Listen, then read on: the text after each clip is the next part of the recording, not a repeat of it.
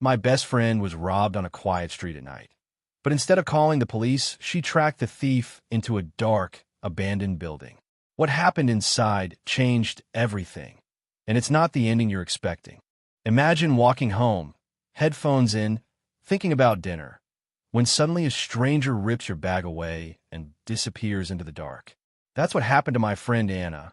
But what she did after will make you question everything you think you'd do in her place. I still remember the call that night. It was 10:47 p.m. I was about to turn off my phone when it buzzed, lighting up with her name. Anna. Her voice on the other end wasn't the voice of my confident, laughing friend I'd known for years. It was trembling, broken. They took everything, she whispered. Who? What happened? I shot back, already standing up from my bed.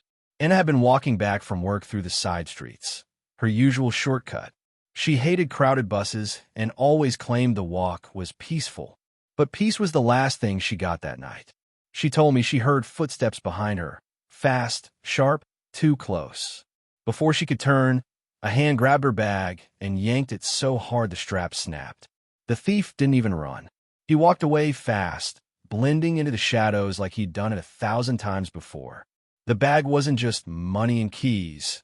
It was her entire life in one place. Her phone, wallet, passport, work ID, even a small silver locket from her late grandmother.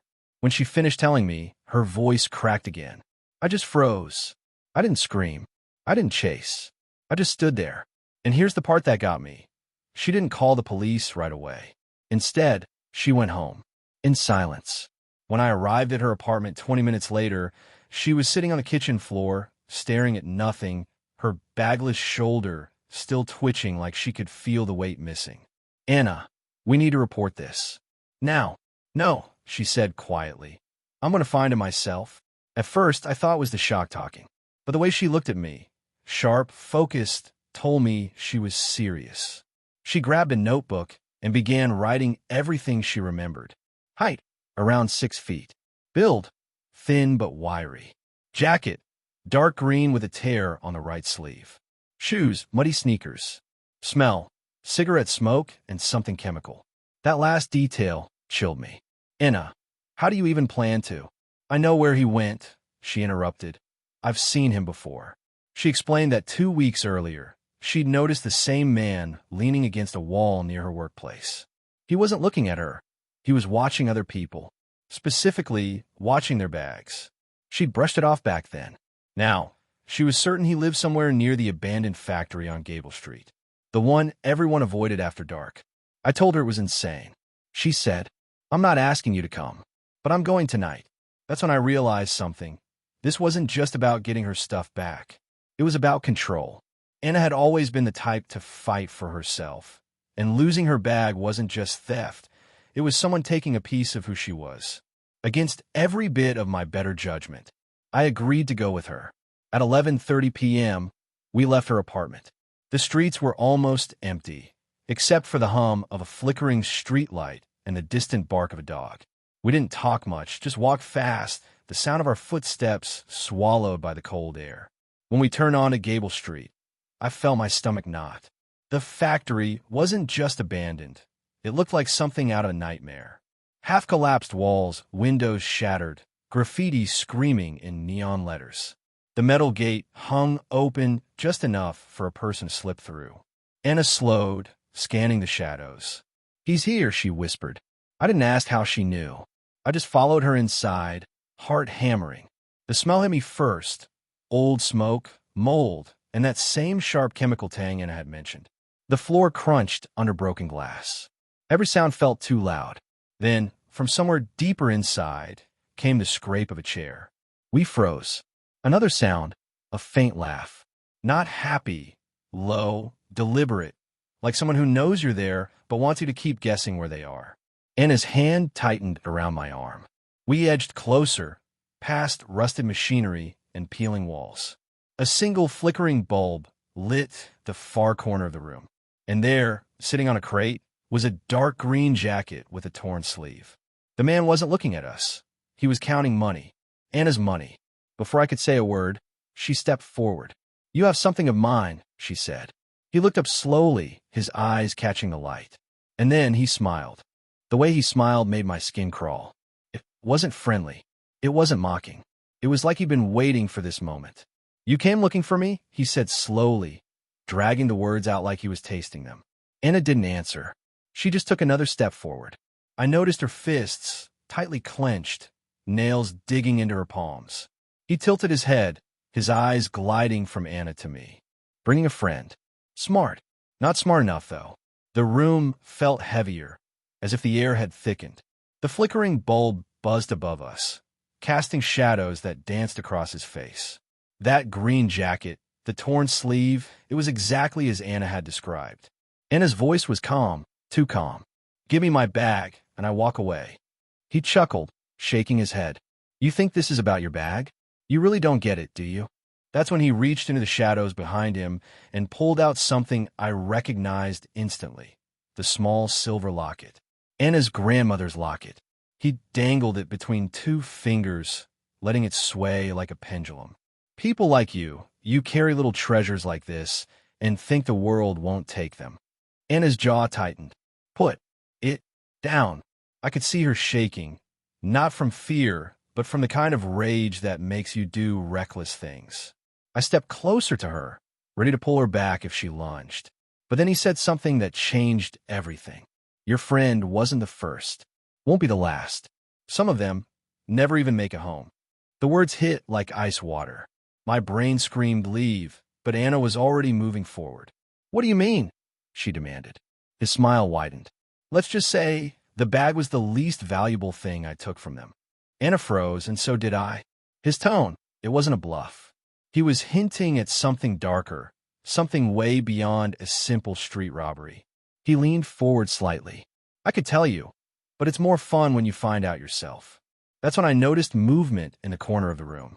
A shadow, just for a split second. Someone else was here. My stomach dropped. I grabbed Anna's sleeve. "We're leaving. Now." But she didn't move. Her eyes were locked on that locket. The man set it down on the crate beside him and casually stood up. He was taller than I expected, easily over 6 feet, with the kind of wiry strength that looks like it's been tested in real fights. "You think you could just walk in here and demand things?" he said, stepping toward us. Each footstep echoed off the concrete like a hammer. I took a step back, but Anna stood her ground. "You stole from me. I'm taking it back." The shadow in the corner moved again, closer now. I caught a glimpse. Another man, smaller, but holding something long in his hand. A pipe? A bat?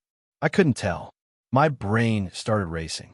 2 against 2, in an abandoned building, no one around to hear if things went bad. We didn't stand a chance. But before I could pull Anna out, the first man stopped. "Tell you what," he said, lowering his voice, "I'll make you a deal." Anna narrowed her eyes. "What kind of deal?" He nodded toward the shadow. The second man stepped forward slightly, revealing a battered black backpack. It wasn't Anna's, but it looked heavy. "You help me with something, and I'll give you your things back, plus this."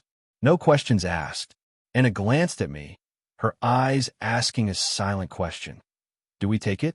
Every instinct told me to refuse. Deals with people like him never end well. "What kind of something?" she asked cautiously. He grinned. "There's a shipment coming in tomorrow night. You just have to be there and make sure it gets to me." I stepped in. "Absolutely not. We're not running errands for you." He ignored me, his gaze fixed on Anna. "It's simple. You do this, you get everything back. You refuse, well, maybe you find the locket in the river instead." The tension was suffocating. Anna's breathing quickened, her fists still clenched. I knew she hated being cornered, and this man had just built a cage around her. "Finally," she said. "Fine. Tell me where and when." The man's smile returned, slow and deliberate. He stepped back toward the crate, picked up Anna's locket, and slipped it into his pocket. "Tomorrow, midnight, Pier 9. He turned away, as if the conversation was over. The second man retreated into the shadows again. Anna grabbed my arm, and without another word, we walked out of that decaying factory. The moment we were outside, I exploded. "Are you insane? Do you even know what you just agreed to?" She stopped, looked at me with eyes that burned like steel. "I'm not doing it for him. I'm doing it to end this." Her tone was final. There was no convincing her otherwise. That night, as I lay in bed, I couldn't stop replaying his words. Some of them never make it home. What had he meant? And what exactly was arriving at Pier 9 tomorrow night? The next day would bring answers. But none of them were the kind I was ready for. The whole next day, Anna barely spoke. She didn't eat breakfast. She didn't scroll her phone. She just sat at the kitchen table, scribbling things in her notebook. Every time I asked what her plan was, she'd say the same thing. You'll see tonight. By evening, the air outside had turned heavy, thick with the smell of rain that hadn't yet fallen. We left just before 11 p.m., heading toward the docks. Pier 9 was on the far edge of the city, an isolated stretch where the river widened and the warehouses stood like silent sentinels. The closer we got, the fewer streetlights we saw. Soon, the only light came from the pale moon and the occasional glow of a cigarette from a figure leaning against a wall. I kept glancing over my shoulder, sure someone was following us. When we finally saw Pier 9, it was exactly the kind of place you'd never want to be at midnight. A row of shipping containers, towering like steel giants, cast long shadows over the cracked concrete. The water slapped against the wooden post below, slow and deliberate. There was no sign of the man from the factory. Are you sure about this? I whispered. Anna didn't answer. She just walked straight toward the edge of the pier, scanning the shadows. Then we saw it. A small boat, low in the water, sliding silently toward us. No lights, no engine hum, just a faint splash of oars. As it got closer, I saw two men inside. One was rowing. The other was hunched over a crate, prying it open with a crowbar. Anna tensed beside me. That's it, she whispered. That's what they want. The boat touched the pier, and the hunched man climbed out, lugging the crate like it weighed nothing. He sat down a few feet away from us. Then he lit a cigarette, the flame briefly illuminating his face, scarred, with a jagged line running from his eyebrow to his cheek. I recognized him instantly. He'd been the shadow in the factory. You're early, he said to Anna without looking at me. Anna's voice was steady. Where is he? The man took a long drag, exhaled smoke, and grinned. Watching. That's when I realized we weren't alone. Across the pier, leaning casually against a shipping container, was the man in the green jacket. He stepped forward, slow and deliberate, his boots thudding against the wood. Glad you made it, he said. Now, prove you can be useful. He pointed at the crate. Take it to Warehouse 14. Don't open it. Don't ask questions. If you do exactly what I say, you'll get your bag back. Maybe even a little bonus. I stepped in front of Anna. This is ridiculous. We don't even know what's in there. We're not. He cut me off with a look that could freeze water. You don't want to know what's in there. Trust me. Anna didn't hesitate. She bent down, grabbed the crate by one handle, and motioned for me to take the other. I stared at her like she'd lost her mind, but finally grabbed it. The thing was heavy. Not just, oh, this is awkward to carry, heavy, unnaturally heavy for its size. My arms burned within seconds. As we walked toward Warehouse 14, I whispered, Anna, we should ditch it. Call the police. Something's wrong here. She shook her head. Not yet. We need to see this through. Warehouse 14 looked abandoned from the outside. Rusted doors, windows boarded up. But as we got closer, I noticed faint light seeping through the cracks. And voices. Not friendly voices. Sharp, tense like an argument was already in progress. Anna stopped at the door. We listened. Told you to keep it quiet? A voice snapped from inside. Relax. No one followed us, another replied. Then laughter. Low, like the kind we'd heard in the factory. Anna's grip tightened on the crate. Without knocking, she shoved the door open and stepped inside. The smell hit me instantly, oil, damp wood, and something faintly metallic. Inside, a group of men stood around a table littered with stacks of cash and small black packages wrapped in plastic. My stomach sank. I didn't need to open the crate to know we were standing in the middle of something dangerous. The man in the green jacket strolled in behind us. Gentlemen, he said smoothly, our delivery has arrived. One of the men, a tall, bald guy with tattoos crawling up his neck, looked us over and sneered. These are your couriers? Kids. The green jacket man smirked. Not just kids, smart kids. The kind who know when to keep their mouths shut. He motioned for us to set the crate on the table. We did, my arms screaming in relief.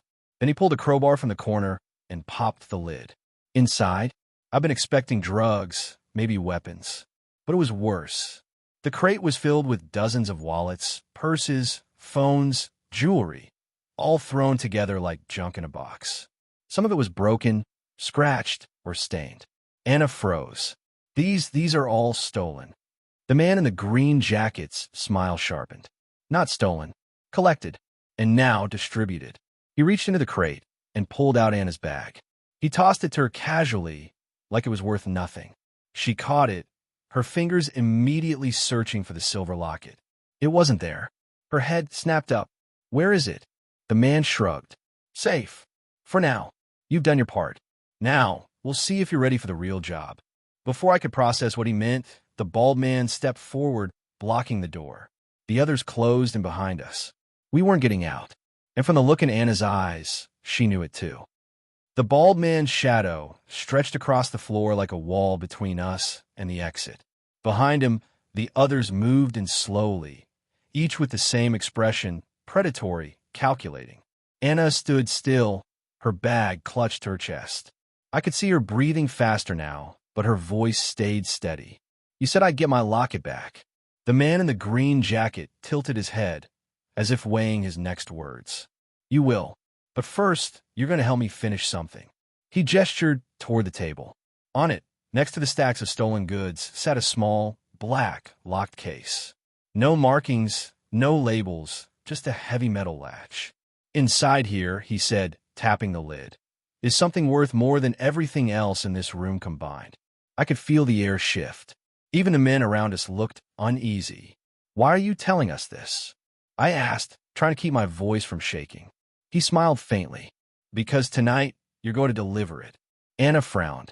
Deliver it where? He stepped closer, lowering his voice so only we could hear. 2 blocks from here, there's a man waiting in a parked car. You bring him this case, unopened, and you walk away free with your locket. Anna's jaw tightened. And if we refuse? The bald man's laugh was low and cold. Refuse, and you disappear. Simple as that. I wanted to grab Anna and make a run for it, but one glance at the door told me it was impossible. Too many of them, too close. Anna turned to me briefly. Her eyes weren't pleading, they were focused, almost calculating. Then she looked back at the green jacket man. Fine, give it to me. He handed her the case. It was heavier than it looked, and as she gripped it, I saw her knuckles whiten. Don't even think about opening it, he warned. Why? Anna asked. Because curiosity, he said, his smile widening, is what gets people buried. We stepped toward the door. The bald man moved aside, but not without brushing his shoulder against mine, hard enough to make a point. Outside, the night felt colder, sharper. The distant hum of the city was gone. Here, it was just the water lapping against the pier and the echo of our footsteps. Anna didn't say a word as we walked, but I could see her mind racing. Finally, when we turned a corner and were out of sight from the warehouse, I spoke. Anna, this is insane. We need to go to the police. She shook her head. Not yet. First, I need to know what's in this case. I froze. You heard him. We open it, we're done. She glanced at me, her expression fierce. He's not giving me that locket unless I have leverage. If I know what's inside, I can bargain. I wanted to argue, but then I noticed something. The latch on the case wasn't locked. It was just sealed with a thin metal pin. Anna stopped in the shadow of an alley. We do this fast, she said. She pulled the pin and slowly lifted the lid. Inside, cushioned in black foam, was a small glass vial filled with a strange, shimmering blue liquid. I had no idea what it was, but just looking at it made me uneasy. It almost seemed to glow faintly, like it was alive. What is this? I whispered. Anna shook her head. No clue. But whatever it is, it's not normal. Before we could process further, a voice came from behind us. Put it back. We spun around. Standing at the mouth of the alley was the man in the green jacket. He wasn't smiling now. You didn't think I'd trust you to just walk away, did you? He said, stepping closer. His eyes locked on the vial. Hand it over. Anna quickly shut the case, holding it against her chest. Not until I have my locket. His jaw tightened. You're making a very stupid choice. That's when I noticed movement on the rooftops above. Silhouettes, 3 of them, watching us. Not as men. The green jacket man saw them too. His head snapped up, and for the first time, I saw something in his eyes that looked like fear. "Run," he muttered. But he wasn't talking to us. He was talking to himself.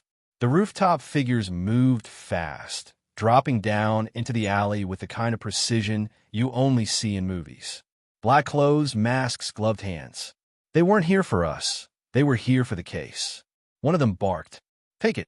Anna bolted. I followed without thinking. The case clutched in her arms. Behind us, the sound of boots hitting pavement exploded into chaos, shouts, footsteps, the clatter of something metallic hitting the ground. We tore through the empty streets, the echo of pursuit behind us. Every turn felt like it would lead to a dead end, but somehow Anna kept finding a path forward. Finally, we ducked into an old service tunnel near the docks. The air was damp, the walls covered in peeling paint. It was pitch dark, but at least it was silent. For now, Anna leaned against the wall, panting, her hands still locked around the case. "They weren't his men," she said. "Then who were they?" I asked. She looked at me, her eyes wide in the dim light. "I think we just stole something from people even worse than him." Somewhere in the distance, footsteps echoed, slow, deliberate, getting closer. We weren't alone in the tunnel. The footsteps in the tunnel were slow, almost casual, like whoever was coming already knew exactly where we were. Anna's eyes darted to the shadows, her breathing still uneven from the chase. She clutched the case so tightly I thought her fingers might break. I whispered, "We can't stay here." She nodded, and we began moving deeper into the tunnel. The damp air clung to my skin, and the sound of dripping water echoed off the walls. Every step felt like it was pulling us further from the safety of the city and further into a trap. The footsteps behind us didn't quicken, but they didn't fade either. Whoever it was, they weren't in a rush. They wanted us to know they were coming. We turned a corner, and suddenly, the tunnel opened into a wide, dimly lit chamber. Rusted pipes ran along the ceiling, and a single, broken light bulb swung from a cord, casting dizzying shadows. That's when we heard it. Another set of footsteps, this time from the opposite side. We were surrounded. From afar into the chamber, the man in the green jacket emerged, his face set in a grim scowl. From the other side, 3 of the masked figures from the rooftop slipped silently into the light. Anna froze, her grip tightening on the case. "Hand it over," the tallest masked figure demanded. Their voice was low, distorted. "Not to them," the green jacket man shot back. "You give it to me, and I'll forget you ran." Anna's eyes flicked between them, her mind clearly spinning through possibilities. "You're both after this," she said slowly, "which means it's worth more than you're letting on." The masked figure stepped closer. "It's not just worth money. What's in that vial is dangerous, unstable. In the wrong hands, it's a weapon." The green jacket man scoffed. "Weapon? It's insurance. Power. And I'm the only one who knows how to use it." My head was spinning.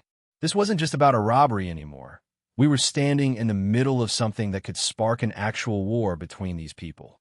"Anna," I whispered urgently, "just give it to someone. Anyone. We need to get out alive." She didn't answer. She stepped back into the deepest shadow of the chamber and slowly set the case on the ground between them. "You want it?" she said, her voice calm but carrying. "Then you can fight for it." The green jacket man's smirk returned. "Gladly." Before I could even react, the masked figures moved like lightning, splitting into 2 groups.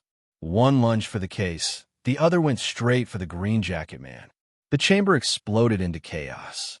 Boots scraped against concrete. Fists cracked against flesh. The air filled with grunts, shouts, and the metallic clatter of the case sliding across the floor. Anna grabbed my arm. "Come on." We darted to the side, skirting the fight, but the case slid toward us, spinning to a stop right at Anna's feet. She stared down at it, her chest heaving, and then she did something I didn't expect. She kicked it hard into the dark water that pooled along the side of the chamber. The splash was loud, echoing through the tunnel. Everyone froze. The green jacket man turned on her, fury in his eyes. "What have you done?" Anna's voice was steady. "Made sure neither of you gets it." The tallest masked figures swore under their breath and dove toward the water, but the pool was deeper than it looked.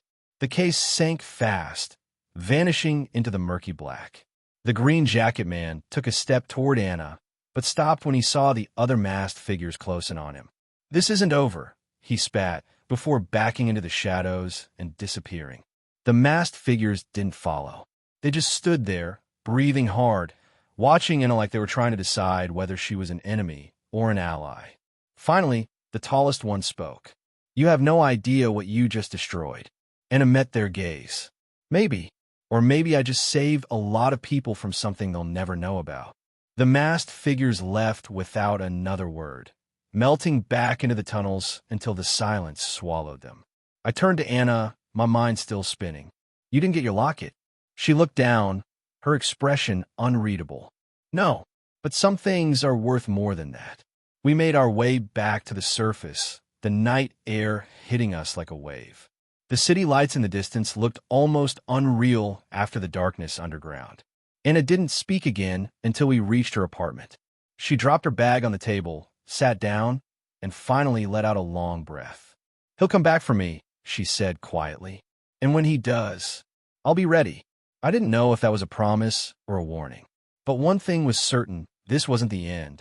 Not for Anna, not for the man in the green jacket, and not for whatever was in that vial.